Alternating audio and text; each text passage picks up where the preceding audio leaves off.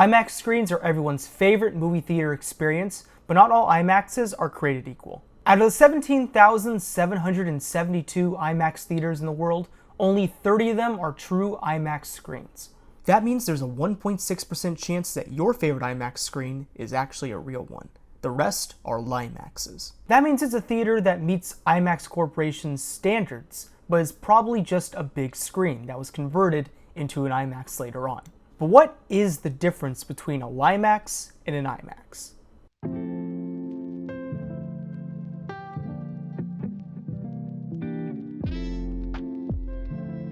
IMAX is a big topic here in the film world, and there are literally hundreds of videos talking about what makes this format so special. If you want to learn more about IMAX, the IMAX ratio, why it's so premium and expensive, I would highly recommend the video by Ryan Coogler, the director of Sinners. He does a great job explaining all the different aspect ratios, and how IMAX film creates a bigger picture and literally a bigger size to the image. But this video is not about what IMAX itself is. We're going to be talking about the movie theaters that IMAX is projected on, because a lot of you have been lied to. I know that seems a little dramatic, but the truth is there's only 30 theaters in the entire world that can show a 70mm IMAX print properly, and 19 of them are in America. You're not being completely cheated when you see a movie at your local Limax theater, far from it. But a lot of these theaters crop the image from the original IMAX ratio, and a lot of them still only have 2K digital projectors, not the 4K laser projectors that a lot of top-of-the-line theaters have. That is a lot of detail that you're missing. So now we're going to go to one of my local Limax screens so you have a point of comparison when we see the true IMAX later in this video. Keep in mind that this theater is one of the nicer Limaxes in San Diego. It just got a remodel, including brand new seats. But unlike Coca-Cola, it's not the real thing. The AMC Palm Promenade is a popular theater about a few miles from the Mexican border. It used to have, and still advertises, that it has 24 screens. But during COVID, 10 of those theaters just disappeared. Where'd they go? What happened to them? I don't know. But the point is that this theater is still around, and they have some big screens. Big capacity screens. Some seat as much as 450 people, and some seat a little less. The theater itself is showing its age. It's not the best in terms of quality, especially the seats. There's nice little Easter eggs if you know where to look. This theater has a Dolby screen and just recently gave their Limax a nice upgrade. It seats around 285 people, and the seats here are great.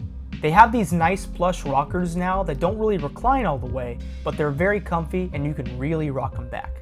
Now let's get to the screen, the reason we're here. While the screen is very big and can handle the usual standards in 1.85 and 2.39, it's not the 1.43 traditional IMAX ratio. Overall, this is a very good theater, even if it does cheat you a little bit out of a true IMAX experience. What does the true IMAX experience look like? What's the true IMAX picture supposed to look like? For that, we have to head north, 100 miles north. Welcome to Irvine, where if you can believe it, one of the 19 true IMAXs in the US is in this building right here. The Regal Irvine Spectrum Center has a ton of history, and for 30 years, it's been the crown jewel of the Orange County movie theater scene. What was once known as the Edwards has transformed into a futuristic movie palace. Seriously, this place is huge. 20 screens, including the IMAX, and 3 more premium options, RPX, 40X, and ScreenX. The largest screens here seat over 500 people. These screens used to be themed after iconic movie theaters here in Southern California. And the whole theater itself used to have that iconic Art Deco design that a lot of Edwards theaters used to have. But the theater itself is really cool. It does feel like a theater for the future. There's a bunch of concession options here, like this smoothie bar, this coffee bar, and this bar. There's an arcade on the second floor, and it's also a theater hopper's delight. If you know, you know. There's also a section of the theater called Regal VIP.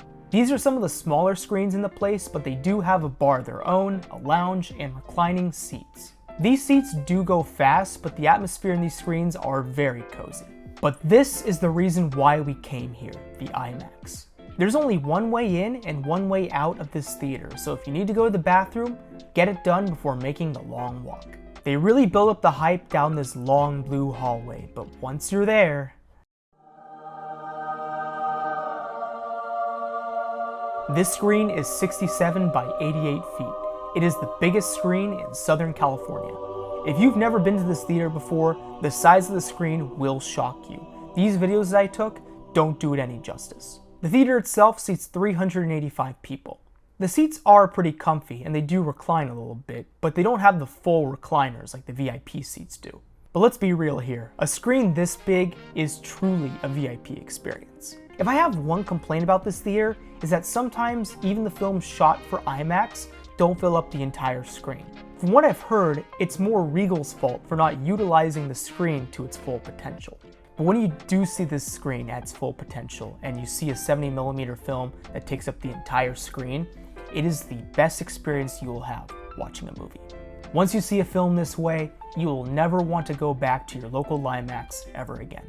But that really begs the question, why aren't there more of these true IMAX theaters out there? Why are there only 19 of them in the US? Why are there only 19 ways you can see an IMAX film the way it was meant to be seen?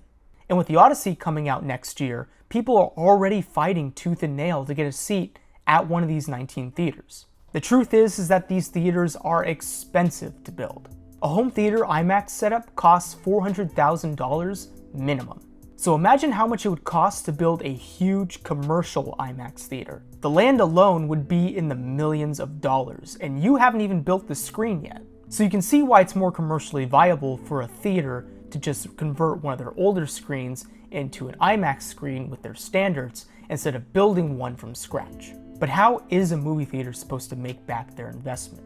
By raising the ticket costs and raising the concession costs. But the fact is that besides these big ticket IMAX events, movie attendance is going down because of these high prices. So if people don't go to the movies, theaters can't make back their investments in upgrades. But then they raise the prices for people who do go to the movies, and it's an endless, horrible loop. In a perfect world, everyone would be able to go to a movie theater like the one in Irvine. Even if you aren't able to go to one of these special theaters, sometimes close enough is good enough. While there are some awful IMAXs out there, chances are there is a local IMAX near you that's pretty good. Because you deserve to see a movie on the best screen possible. You deserve to see a movie in a theater that's clean, has good sound quality, has comfy chairs, and a picture that doesn't compromise.